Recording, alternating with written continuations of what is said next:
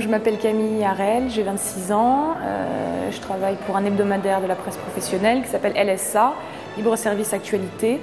Et en fait, je m'occupe d'une rubrique qui traite de l'info stratégique des entreprises et des marques au sujet de l'entretien de la maison et l'entretien de la personne. Donc moi j'ai passé ma licence à Paris 4, après j'ai commencé un M1 que j'ai pas terminé, parce qu'en fait j'ai passé mes concours d'école de journalisme cette année-là. Concours donc en formation initiale que j'ai raté. Et ne voulant pas abandonner dans cette voie, je me suis dit qu'en fait j'allais passer un an de stage avant de recommencer l'année d'après. Donc j'ai fait des petits stages de 6 mois dans différentes rédacs. Et au cours de cette année, j'ai rencontré quelqu'un qui m'a dit mais au lieu de reprendre encore 2 ans d'études et de recommencer, tu devrais tenter les concours de journalisme en alternance. Donc en fait là je me suis mise à chercher une rédac qui voudrait bien m'embaucher en alternance, donc 2 ans. Et ensuite j'ai passé le concours d'entrée au CFPJ, donc le centre de perfectionnement des journalistes. Et donc que j'ai réussi et j'étais partie pour 2 ans après.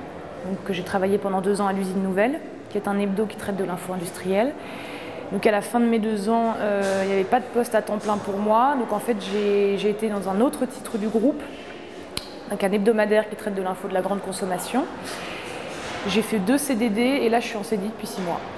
En fait quand j'ai commencé mes études d'histoire, j'avais comme projet professionnel d'être prof.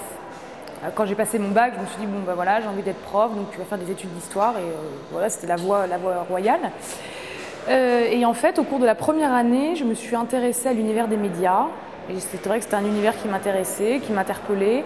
Et donc j'ai fait tout de suite des stages, très rapidement. Et puis j'ai fait un premier stage qui, franchement, c'était une toute petite rédac.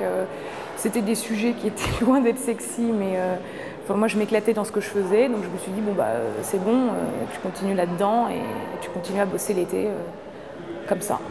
Ce que j'ai appris à Paris 4 de manière directe m'aide pas dans mon quotidien parce que je fais rarement des parallèles avec l'histoire médiévale dans mes articles, mais après c'est plus un certain recul par rapport à l'information, l'analyse de la situation. C'est vrai que au cours des études, quand on nous donnait énormément de documents, il fallait avoir un esprit de synthèse, etc. Donc c'est vrai que tout ça, c'est des mécanismes que j'ai appris et qui me servent aujourd'hui. Après, c'est une certaine ouverture d'esprit, une culture générale. J'ai reçu un très bon accueil de mon entreprise avec mon cursus. Parce qu'en fait, il y a énormément de journalistes. Enfin, en tout cas, dans ma rédaction, on est au moins 3 à avoir fait des études d'histoire. Donc c'est déjà énorme. Et c'est vrai que dans ce milieu-là, comme je vous le disais tout à l'heure, l'ouverture d'esprit, le fait aussi d'être passé par un système fac, c'est vrai que ça séduit le recruteur. Ce que je conseille aux étudiants, c'est déjà surtout d'arrêter de penser que quand on fait des études d'histoire, c'est forcément pour mener soit à la recherche, soit au professorat.